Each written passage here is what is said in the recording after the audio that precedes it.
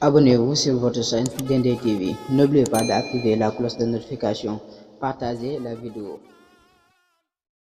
Bismillahi rahmani rahim. Alhamdulillahi rabbil alamin. Wassalatu wassalamu ala rasulillah Muhammadin wa alihi wa sahbihi wa khadimihi wa ummatihi ajma'in. Mbokk yi kon xadiisu ñaar fukkeel ak ñeent mi ngi tàmbalee xan abi saidin alxudri radiallahu anhu qaal sami'tu dégg na rasulallahi yonente bi yàlla bi sallallahu alayhi wa sallam yaqul muy wax man raa ku gis minkum ci yéen munkaran lu bon fal yughayyiruhu na ko soppi bi yadihi ci loxoom fa in lam yastatix nem attanu ko fa bi lisaani yi kon ci làmmiñam fa in lam yastati dem attanu ko fa bi qalbihi kon ci xolam wa daalika toloole adaaful imaani moo gën a doyadi ci ak ngëm rawaahu muslim. xadis bu am wàccuwaay la. an-Nawawi daana wax ne huwa min a'zami qawaahidil islaam. saxaaba bi tudd Abu Saïdin al-Xudri yal na ko yàlla doole gërëm moo ne maa dégg yonente bi sallallahu alayhi wa sallam wax ne yéen ñi gëm yàlla ku ci gis lu bon loo xam ne yoon da koo tere aaye ko su ko mënee dindi ci dooleem ci loxoom na ko dindi ci dooleem bu fekkee daal moom rek moo ko mën a dindi ci dooleem kon da koy war mu dindi loolu ci dooleem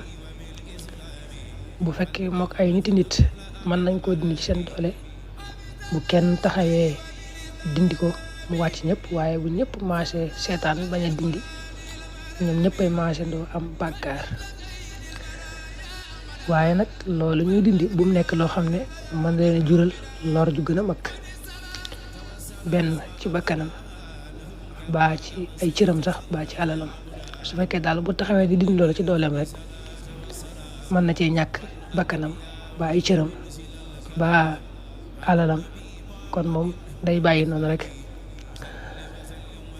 tey nag loola nga nekk loo xam ne ñëpp maase nañ ci ne lii dafa araam lii yoon aayal na ko waaye su fekkee waroon xam-xam bi dañ cee wuute ñii ne aay na ñii ne aayut day bàyyi noonu rek loola it na nekk lu fes loo xam ne ka ko doon def maanaam làqu ko da koo fesal ñëpp rek teg seen bët waaye lu ñu làq it moom du ko lunjutu di ko jéem a aaye koo xam ne nag digleeg aaye da ko war nii moom na ko def rek ak doonte la muy digle defu ko ba la muy aaye sax bàyyiwu ko waaye teewul loola mën naa am jeexet am na xadis bu ne muru bil maaruf wa in lam tafxalu wanhu anil munkar wa in lam tajtanibuhu kon loolu mooy benn mooy ku gis lu yoon aaye te mën koo dindi ci dooleem mu dindi ko ci dooleem ku baax ki ne nag su fekkee mënu koo dindi ci dooleem na ko dindi ci làmmiñam su fekkee mën na ko maanaam bu mënee wax a wax ba lu aay loolu daal deñ ci làmmiñam kon na wax ba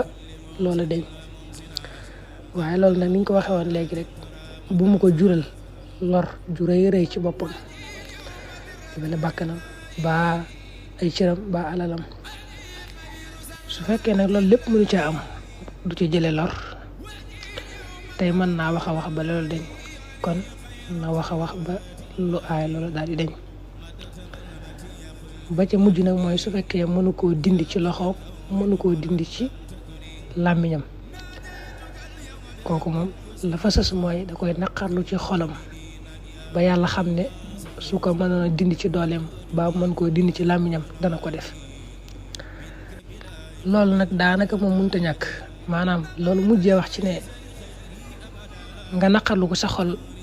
ba yàlla xam ne boo ko mënoon a dindi ci sa